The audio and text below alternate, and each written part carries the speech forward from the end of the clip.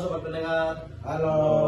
Selamat datang di podcast kami. Di episode kali ini kita akan membahas salah satu fondasi yang penting di negara ini tentang asas-asas umum pemerintahan yang baik.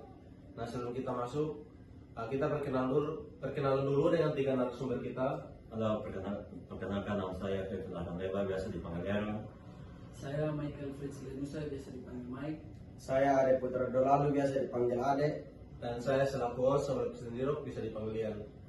Nah, di sini yang pertama kami akan membahas tentang perbedaan dalam pejabat negara, jabatan karir dan jabatan tata usaha negara dan PNS.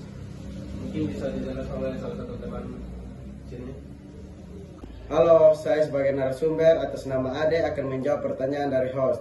Tentu, pejabat negara itu seperti presiden, menteri, DPR, mereka dipilih secara politik. Jabatan karir diisi oleh ASN profesional melalui seleksi, seperti direktur jenderal. Jabatan tata usaha negara lebih administratif, misalnya kepala kantor atau kepala sekolah negeri. Nah, PNS adalah status kepegawaian dari ASN itu sendiri. Betul, dan jabatan-jabatan itu punya implikasi berbeda terhadap kewenangan dan tanggung jawab. Misalnya, saya sebagai pejabat struktural harus mendepankan asas-asas administrasi negara, bukan hanya perintah atasan. Oke, baik, kita sudah mendengar sedikit penjelasan tentang perbedaan yang sudah ditanyakan tadi. Tapi sebelum masuk lebih dalam, kita belum tahu nih apa sih pengertian AUPB atau asas umum pemerintahan yang baik. Mungkin teman-teman bisa menjelaskan secara singkat. Baik, saya Mike akan menjelaskan sedikit pengertian dari AUPB. AUPB adalah prinsip dasar dalam hukum administrasi yang menjadi panduan bagi aparatur negara. Misalnya, asas kepastian hukum, keterbukaan, dan akuntabilitas. Ini yang kita pelajari juga di kampus. AUPB itu seperti nilai moral dari kebijakan publik. Kalau nggak dipatuhi bisa timbul abuse of power. Oke, mungkin itu sedikit penjelasan dari teman-teman narasumber kita, Mike dan Putra. Lalu seberapa penting sih AUPB dalam pemerintahan kita? Oh iya, sangat penting. Tanpa AUPB, pejabat bisa bertindak semaunya. Misalnya saat mengeluarkan izin atau keputusan, harus ada dasar hukum dan asas keadilan. Ini yang menjaga integritas pelayanan publik. Oke, baik. Kalau begitu, bagaimana AUPB berperan penting dalam sistem pemerintahan kita? Ia berperan sebagai kontrol etik dan hukum. Misalnya, kalau ada keputusan yang melanggar asas kepastian hukum, warga bisa menggugat ke PT UN. Dan tentu saja yang saya lihat sekarang makin banyak masyarakat kritis soal ini.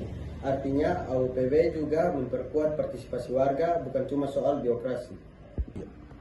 Oke, baik. Tadi sudah dijelaskan oleh teman kita, Aaron, atau narasumber kita, kalau ia berperan sebagai keputusannya melanggar asas kepastian hukum atau warga bisa menggugat ke PT UN. Oke, kalau begitu saya ingin menanyakan teman-teman, kalau begitu bagaimana ASN bisa mewujudkan AUPB dalam praktik? Tentu saja kuncinya transparan, akuntabel, dan tidak diskriminatif.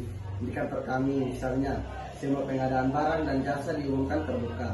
Pengambilan keputusan juga melibatkan kajian hukum, bukan asal tanda tangan. Dan tentunya harus ada pengawasan dan sanksi kalau melanggar. Oke, tadi sudah dijelaskan oleh narasumber kita, Putra dan Mike, bahwa kuncinya adalah transparan, akuntabel, dan tidak diskriminatif. Nah, sekarang saya akan menanyakan teman-teman pada pertanyaan selanjutnya. Menurut teman-teman, kenapa sih penting mahasiswa mempelajari tentang AUPBN? Karena kita adalah calon pemimpin, kalau tidak paham AUPB, kita bisa terjebak jadi bagian dari sistem yang salah. Dengan belajar ini, kita bisa jadi agen perubahan, mulai dari kampus, organisasi, hingga nanti di birokrasi. Wah, luar biasa jawaban dari saudara Aaron, bahwa mahasiswa itu kalau tidak paham AUPB bisa terjebak dari bagian sistem yang salah. Dengan belajar ini tadi saudara Aaron menjelaskan bahwa mahasiswa bisa jadi agen perubahan mulai dari kampus, organisasi, hingga nanti di birokrasi. Jadi bukan cuma teori saja, tapi juga pembentukan karakter ya, saudara Aaron. Ya betul, kita harus jadi generasi yang tahu batas wewenang dan punya nurani publik. Wah, obrolan yang luar biasa ya teman-teman. Terima kasih Kak Aaron Kak Mike dan Kak Putra atas wawasan yang sangat berharga hari ini.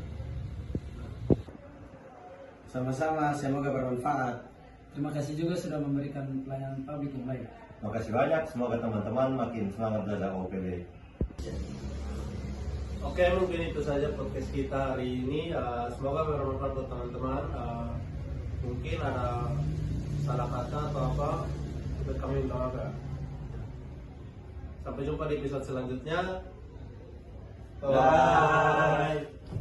Audio Jungle.